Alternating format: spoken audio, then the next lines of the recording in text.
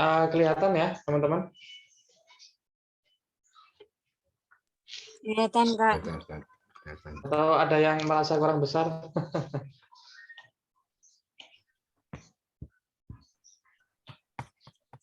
Cukup ya, oke. Baik, Assalamualaikum warahmatullahi wabarakatuh. Waalaikumsalam warahmatullahi wabarakatuh. Bismillahirrahmanirrahim. Alhamdulillahirabbil alamin wassalatu wassalamu ala asyrafil anbiya'i wal mursalin wa ala alihi wa sahbihi ajma'in, amma ba'd. Allahumma faqihna fid din wa 'allimna at-ta'wil, amin amin ya rabbal alamin. Alhamdulillah teman-teman, kita bisa bertemu kembali dalam kajian kitab Bulughul Maram. Pada malam hari ini insya Allah kita akan mengkaji hadis-hadis yang ada di dalam bab qada'ul hajah, ya, atau buang air, ya, buang hajat.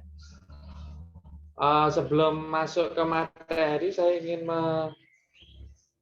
sedikit mengulang, ya, dari pertanyaan kemarin. Kemarin ada yang bertanya gitu ya, dalam hadis yang menerangkan batalnya wudhu karena tidur, Imam Ibnu Hajar itu kan menjelaskan hadisnya dhaif, ya, hadisnya dhaif. Yang menjadi pertanyaan dari Ustazah Royhanah kemarin, kalau hadisnya dhaif kok dijadikan dalil?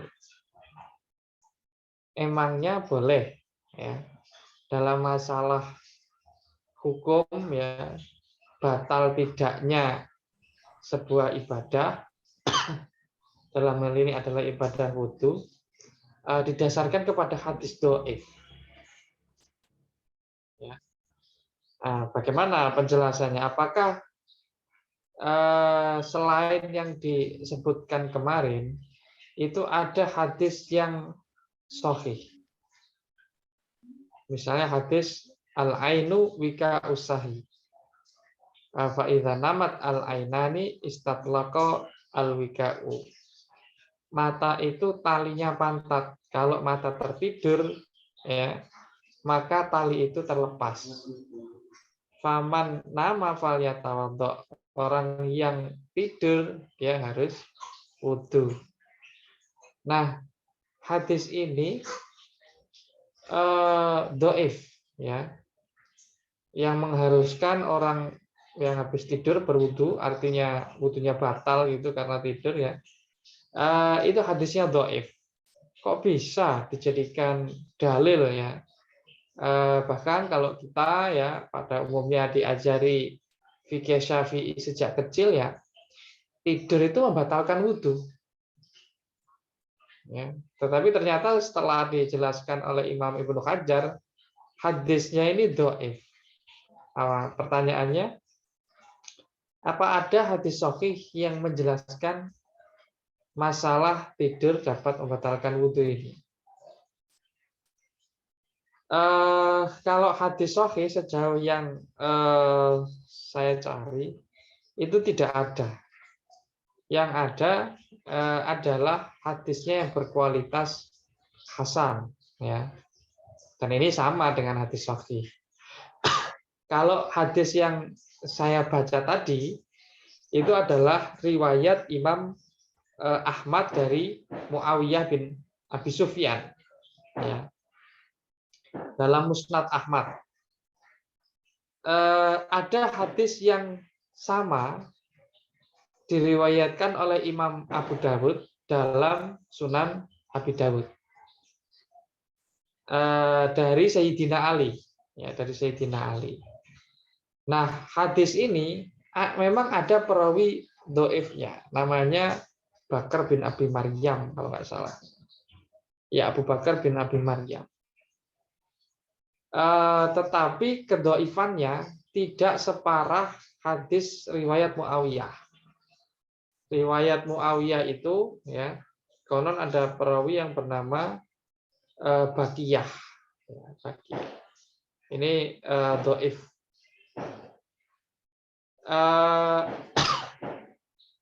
sekalipun sama-sama dhaifnya, ya, menurut Imam Ahmad, hadis riwayat Ali bin Abi Thalib itu lebih kuat, ya, lebih kuat.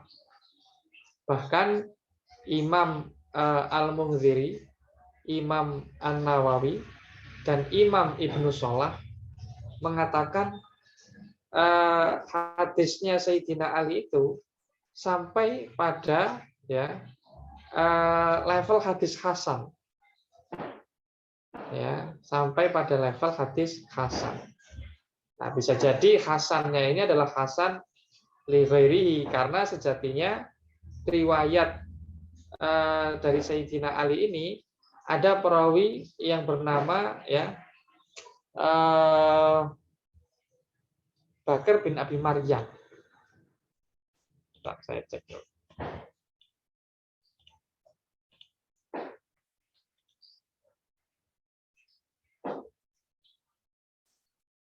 Oh, Bakiyah, ya, ada Bakiyah.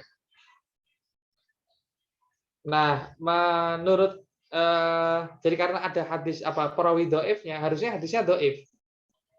Ya, tetapi karena ada jalur lain, ya, dari Muawiyah tadi itu, ya, dia bisa naik derajatnya menjadi hasan li ghairihi, ya, menjadi hasan li ghairihi. Jadi jawabannya, apakah ada hadis sahih yang berkaitan dengan tidur membatalkan wudu ini? Tidak ada. Yang ada, ya, sejauh yang saya temukan hadisnya hasan. Tetapi seperti kita tahu, ya, hadis hasan itu ya sama saja dengan hadis sahih, ya, termasuk hadis makbul, hadis yang diterima sebagai hujjah. Nah, sampai di sini, ya, pendapat yang mengatakan tidur itu termasuk perkara yang membatalkan wudu, ya, berarti didasarkan kepada dalil yang kuat yang bisa diterima, ya. Nah, itu. Jadi sekalipun yang disebutkan oleh Imam Ibnu Hajar dalam Bulughul Maram itu diberi status dhaif, ya, tetapi dia bisa naik, ya, derajatnya menjadi hasan karena ada jalur lain yang menguatkan. Baik, teman-teman, itu sedikit review, ya, terkait dengan pertanyaan kemarin. Terus ada juga pertanyaan, kalau tidak salah, orang yang tidur dalam posisi sujud, ya, kemarin itu. Orang yang tidur dalam posisi sujud, jadi sholat malam, ya, kelamaan sujudnya sampai tidur. Nah, apakah batal wudunya? Kemudian sholatnya batal. Kemarin saya menjawab, ya, batal, ya, karena hadis tadi itu tidak dijelaskan, ya, apakah posisi tidurnya itu tengkurap ataukah terlentang sambil berdiri, duduk, ataupun lagi sujud atau rukuk, ya. Nah, ini tidak dijelaskan, artinya mutlak, ya, semua model tidur itu membatalkan wudu. Man nama falyatawaddo. Kecuali kemarin dalam hadis posisi tidur, ya, posisi duduk itu tidak membatalkan wudu. Itu ditakyid. Nah, termasuk dalam hal ini, ya, posisi sujud itu. Ya, posisi sujud juga membatalkan wudu tidurnya. Tidurnya orang yang sujud, ya, dalam sholat itu juga membatalkan wudu. Sholatnya akhirnya batal. Nah, ini adalah pendapat baru, ya, Imam Syafi'i, atau disebut sebagai qaul jadid, pendapat yang baru, yaitu ketika Imam Asy-Syafi'i berada di Mesir, ya, di Kairo. Nah, pendapat yang lama, qaul qadim, itu tidak batal, karena ada hadis yang mengatakan idza nama al-abdu wa wasajidun, ya, fayatabaha Allahu malaikatahu. Kalau ada seorang hamba tidur, ya, sujud sampai ketiduran, Allah akan membanggakannya di hadapan para malaikat. Nah, ini adalah hadis yang dijadikan dasar dalam mazhab qaul qadimnya Imam Syafi'i, bahwa sujud saat tidur tidur saat sujud itu tidak membatalkan wudhu. Alasan lainnya ya, yang menurut Imam Syafi'i ya, dalam qaul qadimnya, karena orang yang tahajud itu berat, nggak ngantuk itu berat gitu. Pasti ngantuknya. Nah, kalau sujud kemudian ketiduran, ya kasihan kalau dihukumi batal ya wudhunya itu. Nah, masyakoh ya, berat. Nah, itu dua dasar pendapat Imam Syafi'i di dalam qaul qadimnya yang mengatakan sujud tidur dalam keadaan sujud itu tidak membatalkan sholat. Tetapi dalam pendapat yang baru, qaul jadid ya batal. Nah, ini penjelasannya. Bisa dibaca, saya sudah menulisnya itu di website harokah.id ya, bisa teman-teman baca di sana referensinya dan penjelasannya. Baik, kita masuk ke materi ini. Mungkin ada yang ingin membaca, silakan. Tafadhol. Afwan, anak baca Pak Ustadz. Ya, silakan. Ya. Bismillahirrahmanirrahim. An Anas ibn Malik radhiyallahu anhu qala kana Rasulullah sallallahu alaihi wasallam idza dakhala al-khala'a wa da'a khatamahu akhrajahu al-arba'atu wa huwa ma'lulun. Dari Anas ibn Malik, semoga Allah meridho beliau bersabda, dulu bahwasanya Rasulullah SAW bersabda, apabila masuk ke dalam tempat buang hajat, wadonga khotamahu, yaitu beliau melepas cincinnya, dikeluarkan oleh imam yang 4, yaitu Abu Dawud, Tirmidzi, Nasa'i, dan Ibnu Majah. Wa huwa ma'lul, bahwa dia hadis yang ma'lul. Ya, terima kasih Pak Suparno ya. Pak Suripno. Oh, Pak Suripno ya. Oh, ya. Oke. Hadis ini ya diriwayatkan dari sahabat Anas bin Malik radhiyallahu an.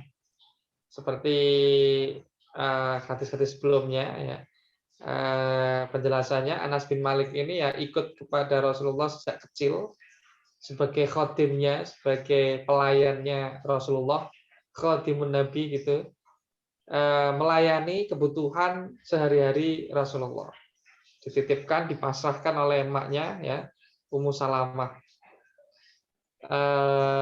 agar yang membantu ya Rasulullah, sahabat Ansor.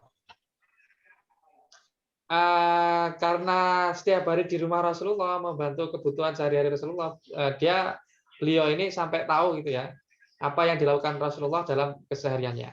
Nah, beliau menjadi saksi, misalnya pernah menceritakan, karena Rasulullah Shallallahu Alaihi Wasallam idza dakhala al-khala'a wada'a khatamahu. Rasulullah ketika masuk khola itu tempat buang hajat gitu ya. Arti letterleknya itu ya tempat yang kosong, ya tempat yang kosong. Biasanya itu ya tanah tandus gitu ya, padang pasir gitu, yang jarang dijamah oleh orang. Nah, orang-orang saat itu kalau buang hajat itu kayak gitu modelnya. Mereka cari tempat yang sekiranya nggak kelihatan orang. Ya. Jadi kadang-kadang Rasulullah dari rumah bawa air, dibawakan oleh Anas bin Malik ya, untuk buang hajat. Kalau sudah selesai dipanggil, lalu Rasulullah cebok gitu.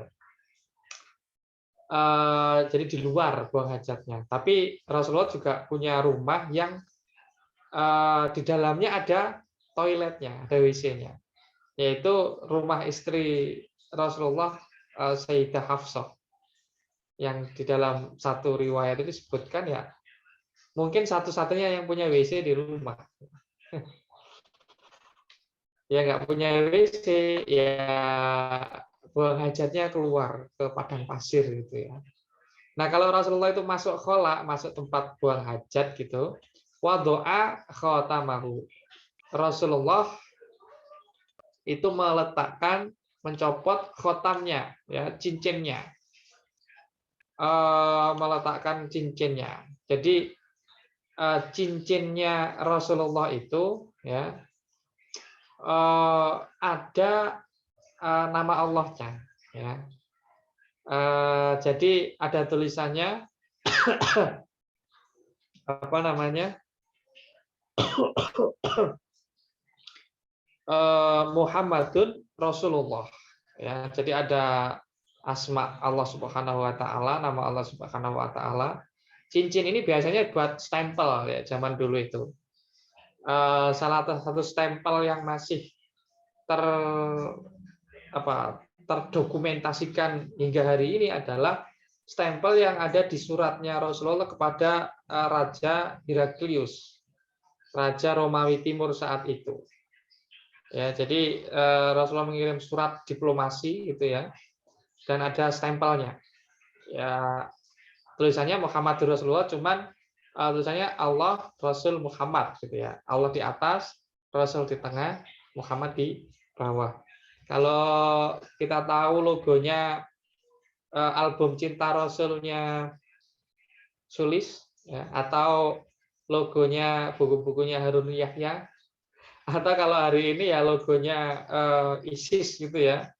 Nah itu diambil dari stempel yang termuat di suratnya Rasulullah kepada Raja Heraklius itu. Itu disimpan di apa namanya perpustakaannya ya, perpustakaannya Heraklius. Kemudian disimpan di perpustakaannya gereja Katolik. Nah, karena ada nama Allah Subhanahu Wa Taala ya, Rasulullah ingin menjaga ya agar nama Allah ini tidak dibawa, ditaruh, diletakkan ya di tempat yang kotor, ya di tempat yang di sana ya ada banyak kotoran lah. Nah ini bentuk takzimnya Rasulullah ya kepada nama Allah. Itu teladan ya dari Rasulullah SAW. Jadi sebelum masuk ke kamar mandi kita cek dulu ya, apakah ada kita membawa benda-benda yang di sana ada nama Allahnya, ya, ayat Al-Quran atau sejenisnya ya, yang perlu dihormati, yang perlu diagungkan. Kalau ada ya dianjurkan untuk dilepas, ditaruh di luar ya.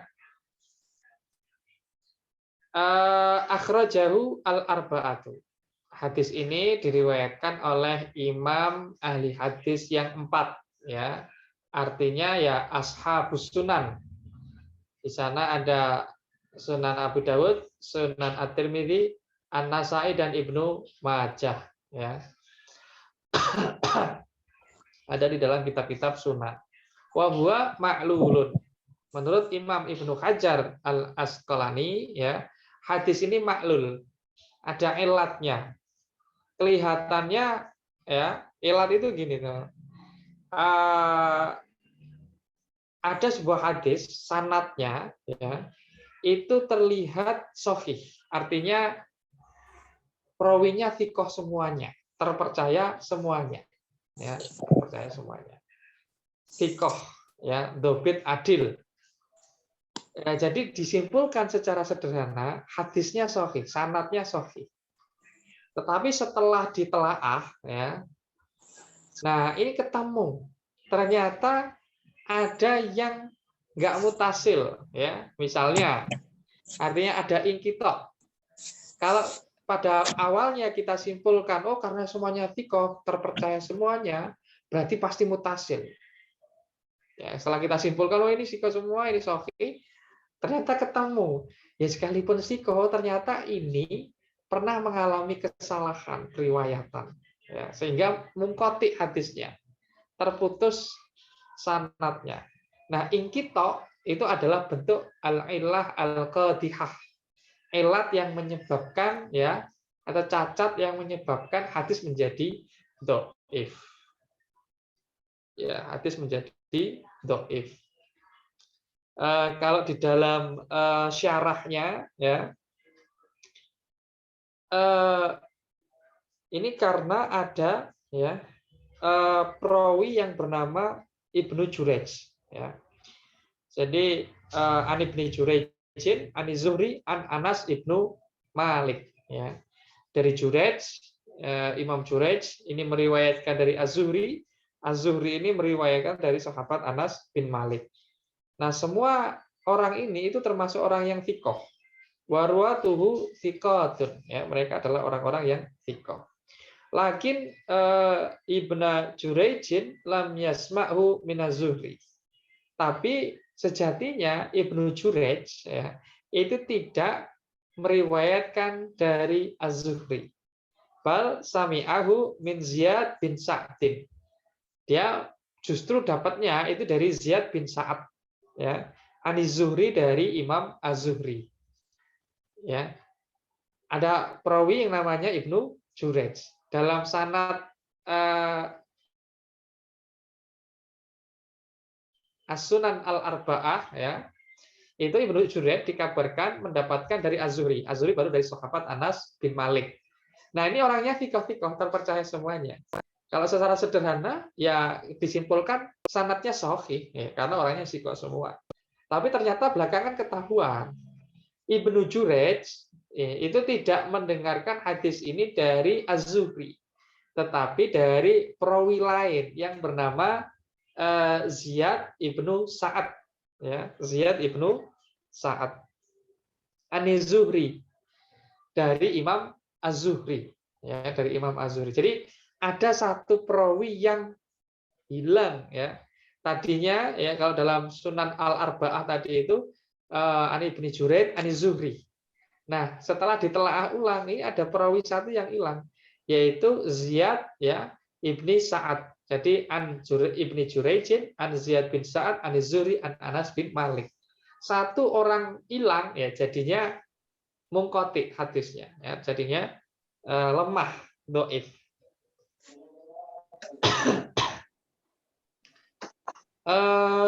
Tetapi sekalipun hadis ini maklul, dhaif, ada riwayat yang sama ya, yang semakna dengan riwayat ini, yaitu ya diriwayatkan oleh Imam Al-Baihaqi dan Imam Al-Hakim. Kalau Imam Al-Hakim ini ya meriwayatkannya dalam kitab Al-Mustadrak ala Sahihain, sebuah kitab hadis yang penulisnya berkomitmen hanya memasukkan hadis-hadis sahih saja, sesuai dengan syarat yang dibikin, yang ditentukan, dirumuskan oleh Imam Bukhari dan Imam Muslim. Nah, artinya apa? Artinya hadis ini ada di dalam Mustadrak ya, ala Sahihain.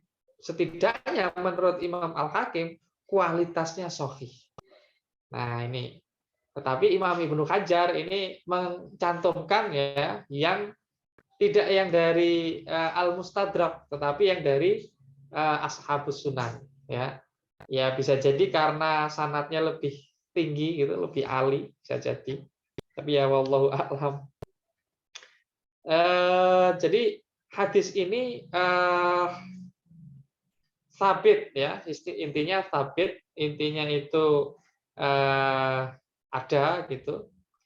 Ada beberapa jalur, sekalipun yang disampaikan di sini dhaif, tetapi ada riwayat lain, jalur lain yang juga berkualitas sahih. Nah, terkait dengan kandungan ya, hadis ini memiliki beberapa teladan gitu ya, tuntunan. Yang pertama gini, kalau buang hajat itu di tempat yang sepi, yang jauh, yang nggak kelihatan orang, yang sekiranya nggak mengganggu pandangan ya. Kita kalau BAB ya itu juga nyaman ya. Ya kalau zaman dulu karena nggak ada WC atau jarang banget gitu ya. Ya dia keluar gitu ya. Ya cari tempat yang kosong yang nggak kelihatan orang. Yang kira-kira sampai kering itu nggak bakal diinjek orang. Kalau di kita itu mungkin biasanya ya BAB-nya di kebun gitu ya, di kampung itu. BAB-nya di kebun yang paling belakang gitu kira-kira. Kalau bisa digali dulu ya sebelum BAB, kemudian setelah BAB baru ditutup. Nah, kalau hari ini ya karena keterbatasan ruang tanah ya, orang umumnya ya bikin toilet di dalam rumah. Yaitu tidak masalah, yang penting tertutup aman, rapi gitu ya. Kita nyaman dan tidak mengganggu orang, baik dari sisi pemandangan maupun baunya. Ya, itu adabnya seperti itu memang ya, secara tuntunannya. Ini diambil dari kata al-khala ya. Al-khala itu artinya ya al-makan al-khali, tempat yang sepi gitu ya. Tempat yang sepi itu bisa jadi jauh, yang jauh banget gitu ya. Bisa jadi yang ya yang tertutup banget. Kanu yaksudunahu liqadha'il hajah. Jadi dulu orang kalau buang hajat ya memang cari tempat yang sepi, yang jauh gitu.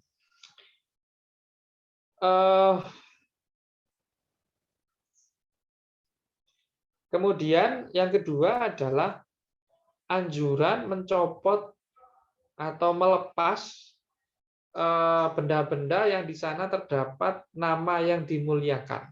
Al-asma al-mu'adzamah. Ya kalau itu ada di cincin ya, itu lepas dulu lah, taruh di luar. Nah, kalau apa namanya kita bawa tasnya ada mushafnya misalnya, ya kita taruh dulu di luar. Ya, mushafnya. Nah, itu untuk menjaga ya agar tidak dihinakan ya, tidak direndahkan nama-nama Allah yang agung itu. Itu dicontohkan oleh Rasulullah dalam af'alnya. Ini namanya ya kalau di dalam ilmu hadis itu namanya hadis fi'li. Nabi nggak ngomong di sini ya. Nabi itu melakukan sesuatu dan disaksikan oleh sahabat, dalam hal ini sahabat Anas bin Malik ya. Oh, Rasulullah itu kalau mau buang hajat cek-cek dulu lah ya, dicek dulu apakah ada barang yang dimuliakan atau tidak. Kalau ada ya taruh di tempat yang aman dulu ya. Nah, ini namanya adalah hadis fi'li. Hadis fi'li itu menjadi salah satu pembahasan di dalam usul fikih, teman-teman ya. Apakah perbuatan Nabi, hadis fi'li itu punya dimensi hukum, halal, haram gitu ya, makruh dan seterusnya.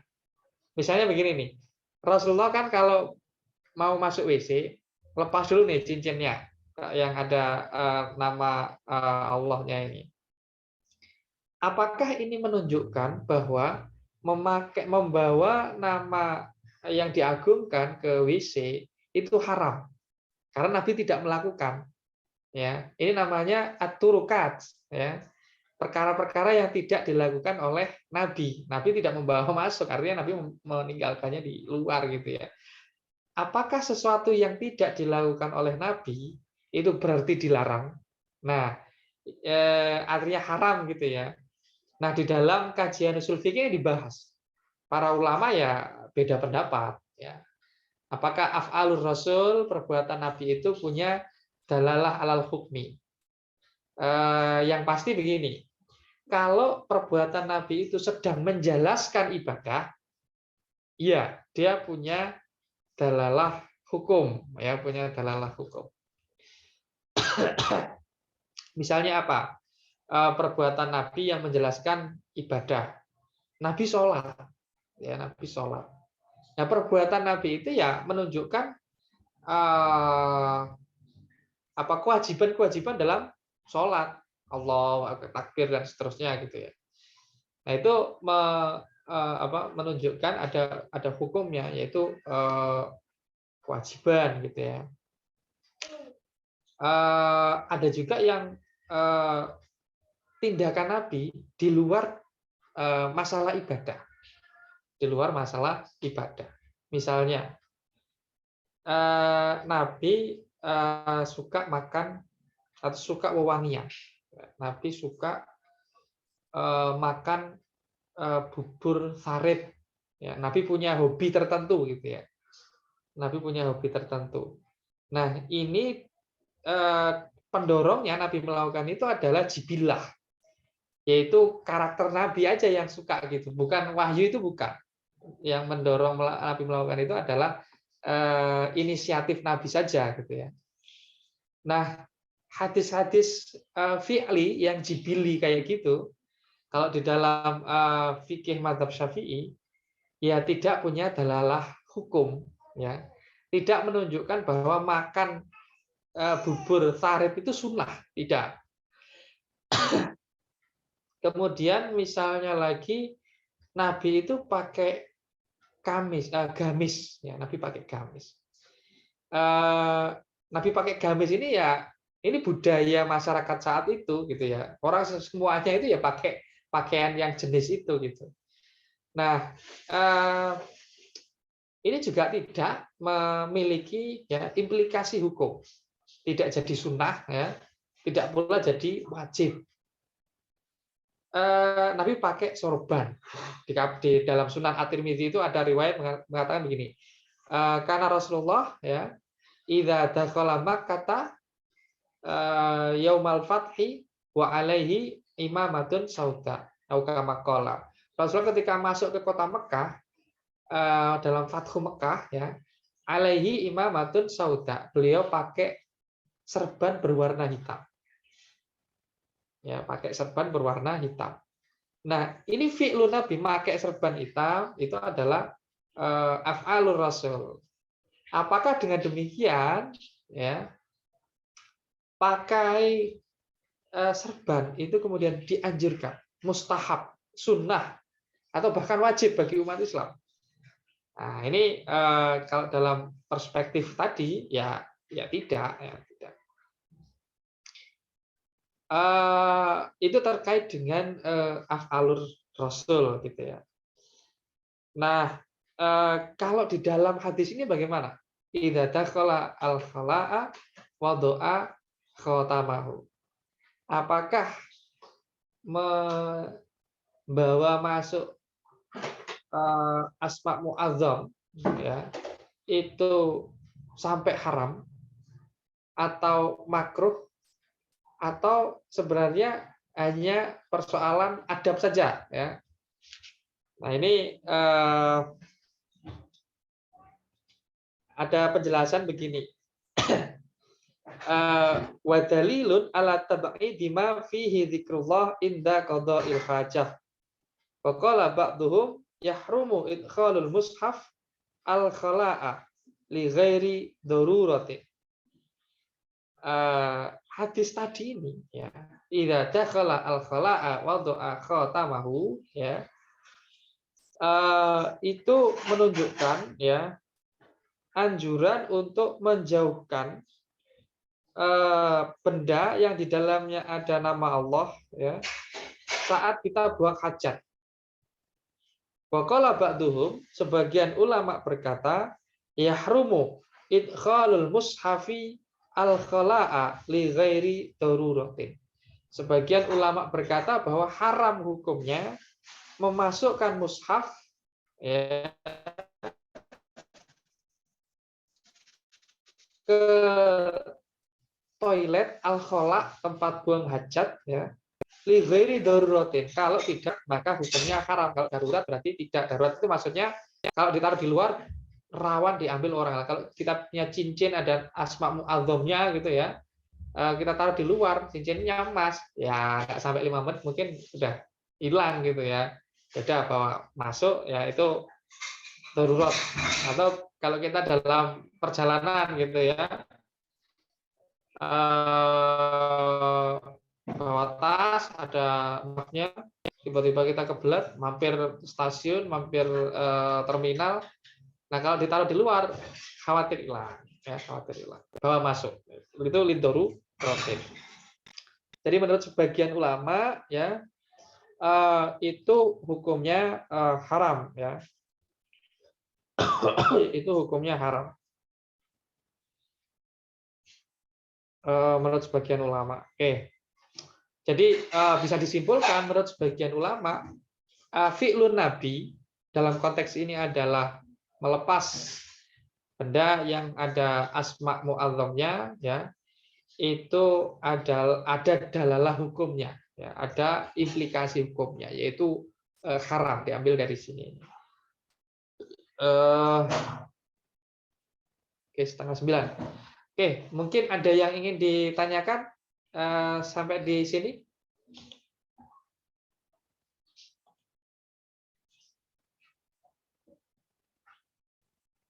Silakan. Masih tergabung semuanya?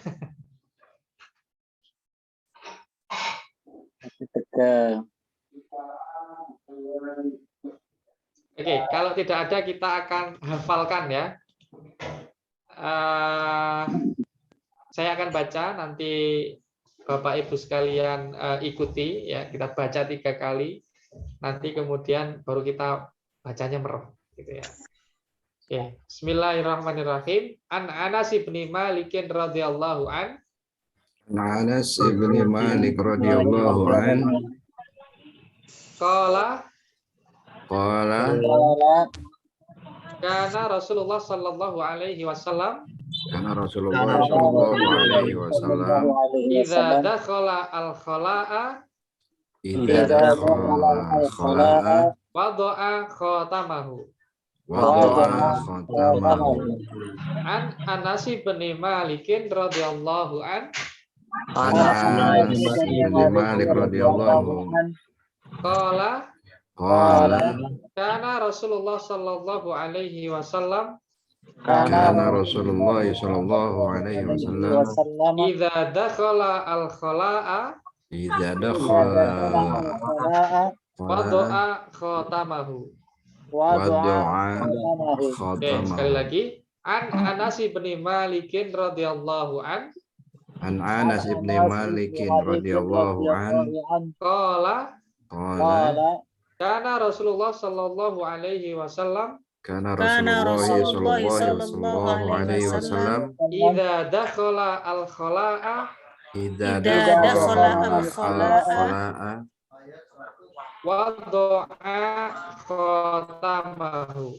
wada'a khatamahu. Kita baca sambil merem, ya. Semoga sudah hafal. Bismillahirrahmanirrahim. Bismillahirrahmanirrahim. An Anas bin Malik radhiyallahu an. An Anas bin Malik radhiyallahu an. Kana Rasulullah sallallahu alaihi wasallam Karena Rasulullah sallallahu alaihi wasallam idza dakhala al-khala'a idza dakhala al-khala'a wada'a khatamahu. khatamahu. Ketinggalan polanya tadi, Pak. Sudah hafal, ya. Sebenarnya redaksi hadisnya sabda Rasulullah atau hadisnya, ya, karena Rasulullah SAW idza dakhala al-khala wada'a khatamahu. Itu matan hadisnya, gitu ya. Matan, ya. Redaksi. Ya, redaksi hadisnya. Ya, ini semoga jadi pahala lah bagi kita, ya, sebagaimana disabdakan oleh Rasulullah SAW. Nadharallahu imra'an sami'a maqalati fawa'aha fa'addaha kama sami'aha. Allah akan memberi nadrah kepada orang yang mendengarkan sabdaku lalu dia menghafalkannya. Ini ibadah dengan memori, ya. Semoga kita dicatat dapat nadrah, ya, dari Allah Subhanahu wa taala. Amin ya Allah. Ada yang ingin ditanyakan sebelum kita tutup? Tidak ada. Apa Ustaz mau bertanya? Iya, silakan Mas Erlangga. Assalamualaikum Ustaz. Maaf, Ini di luar tema boleh ya Ustaz ya? Iya, tapi jangan susah-susah ya. Oh, siap. Tadi kan mengenai apa yang sorban. Terus kalau misalkan yang jenggot itu termasuk sunnah Nabi tidak Ustadz kalau yang manjangkan jenggot itu? Ada ikhtilaf di kalangan ulama ya jenggot itu. Ada yang mengatakan begini, memanjangkan jenggot itu wajib, ya, memanjangkan jenggot itu wajib. Bahkan memotong satu biji pun atau merapikan itu haram. Ya. Artinya biarkan saja ya. Wa a'fu al-liha. A'fu al-liha itu dipahami sebagai biarkanlah jenggotmu. Artinya jangan diapa-apain ya. Makanya ada orang yang ya sekarang kalau jenggotan itu jembrak-jembrak gitu, nggak diminyai, nggak diapain gitu ya. Ada yang memahami begitu, ya ada yang memahami begitu. Saking haramnya mengganggu jenggot. Tetapi perawi hadisnya sahabat Ibnu Umar itu tidak segitunya. Ya, beliau memotong jenggot dan hanya menyisakan segenggam. Ya, jadi dirapikan, ya dirapikan, nggak seperti orang yang nggak keurus gitu. Dirapikan dan kalau lebih dari segenggam itu beliau potong. Ya, beliau potong. Nah, afu aliha itu kan ada kata perintah ya, amar ya, perintah. Nah, mutlakul amri kaidah usul fikihnya mengatakan mutlakul amri ya dulu alal wujub ya. Mutlakul amri ya dulu alal wujub. Jadi kalau ada perintah hukum dasarnya adalah wajib. Nah, tadi ada perintah, biarkan jenggotmu. Nah, berarti membiarkan jenggot itu hukumnya wajib. Nggak boleh diapa-apain gitu ya. Tapi ada juga pendapat lain yang mengatakan hukumnya ya hanya sunnah. Ya, misalnya Imam Nawawi Al-Bantani ya dalam kitab Kasyifatus saja syarah Safinah ya beliau mengatakan memotong jenggot ya itu makruh. Kenapa? Karena membiarkan jenggot itu sunnah. Nah, kalau tadi yang menghukumi wajib membiarkan jenggot, memotongnya jadi haram ya. Nah, itu ikhtilaf di kalangan ulama. Kalau kita pakai teorinya ya Kiai Ali Mustafa Yaqub tentang apa yang disebut al-halah al-ijtimaiyah ya, kondisi sosial, sebenarnya ini bukan terkait dengan agama ya, tapi terkait dengan situasi sosial ya, di mana saat itu terjadi konflik ya antara orang Madinah ya dengan sebagian orang-orang Yahudi yang tinggal di sekitar Madinah, bahkan terjadi sampai perang gitu ya. Nah, sehingga Nabi mengatakan begini,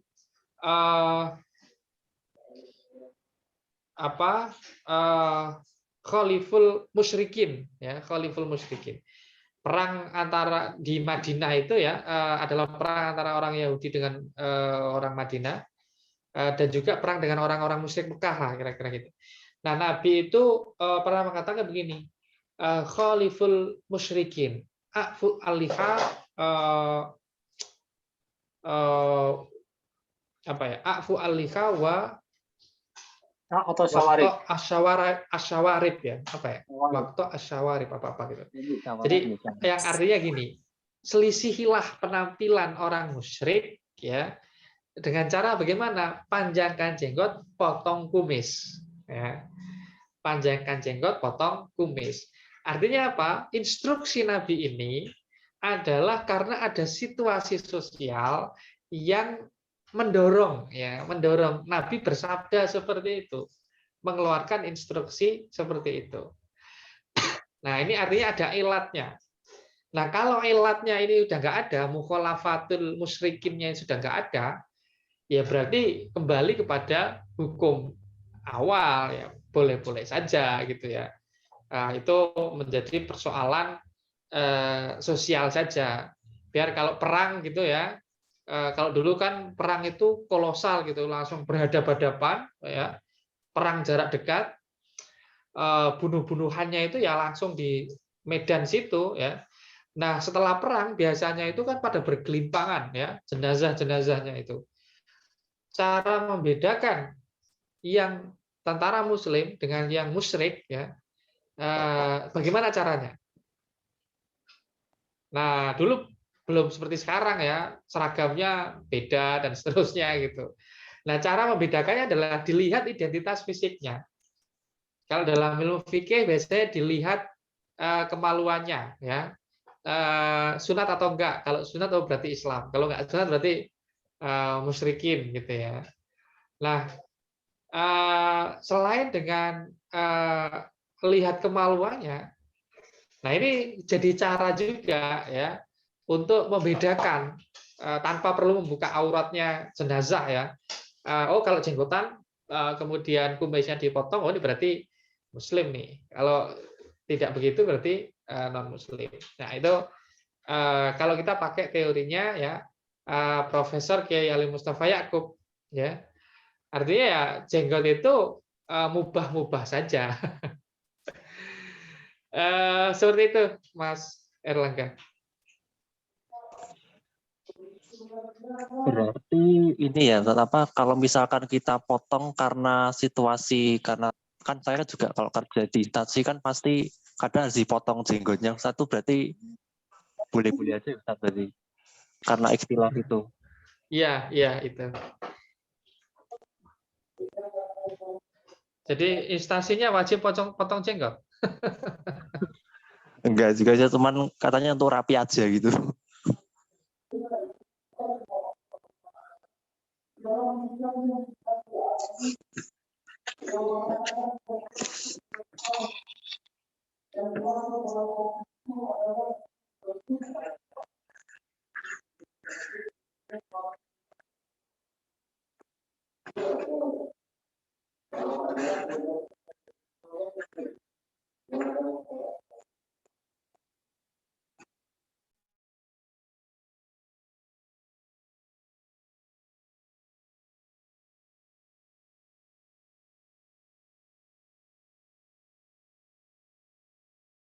Ustaz kemana? Hilang?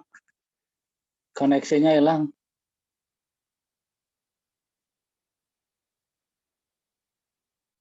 Halo. Ustadznya lepas ini kayaknya. Halo. Halo Pak Ustaz. Ya. Ustadz, ya udah. Udah masuk. Iya Ustadz. Mas Erlangga kerja di instansi apa kok sampai harus potong jenggot? Instansi pemerintahan Ustadz, kan kadang kalau pelayanan kan harus kelihatan rapi, mungkin dipotong itunya jadinya biar rapi gitu. Sebenarnya ya nggak terlalu wajib sih.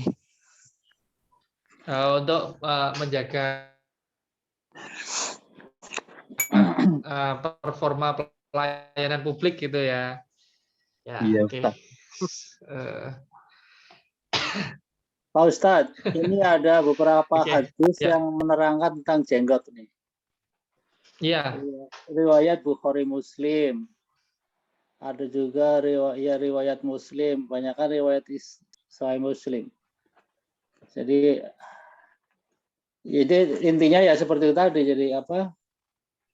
Akhu sawarid wa a'ta liha gitu. Cukurlah kumismu dan peliharalah jenggot. Ya. Kemudian ini riwayat Bukhari Muslim.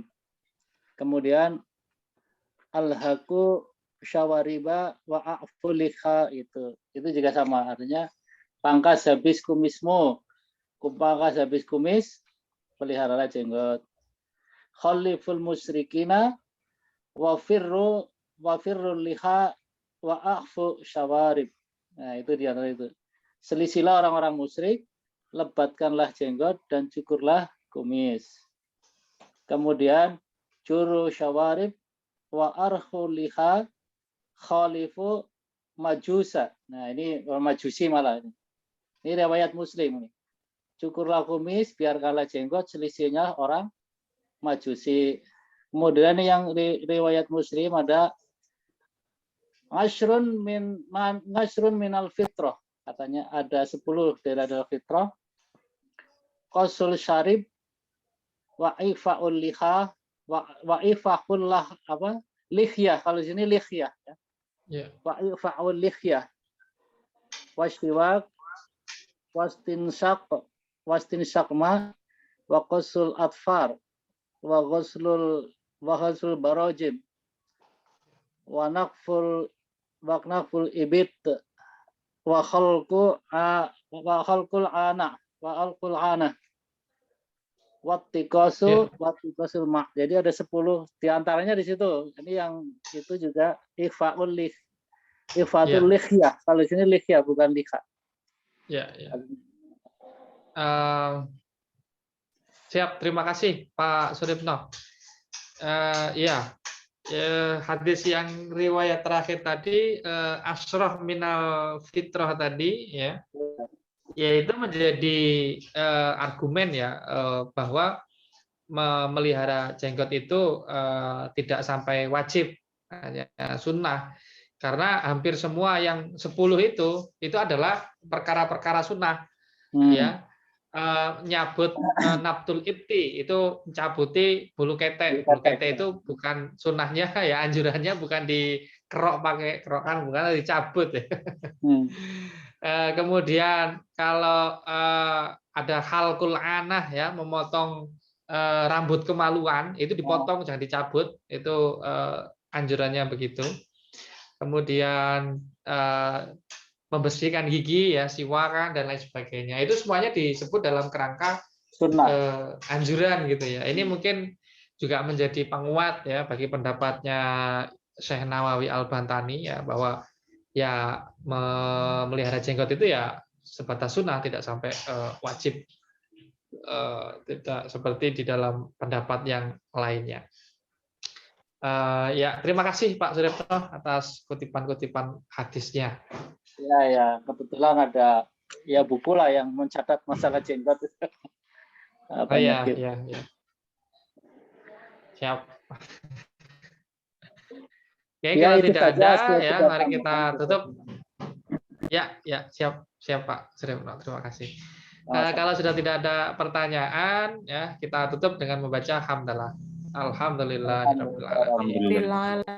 Dari saya ya, kalau ada kesalahan mohon maaf yang sebesar-besarnya. Wallahul muwaffiq. Wassalamualaikum warahmatullahi wabarakatuh. Waalaikumsalam warahmatullahi wabarakatuh. Syukron Ustaz. Jazakallahu khairan. Izin live Ustaz.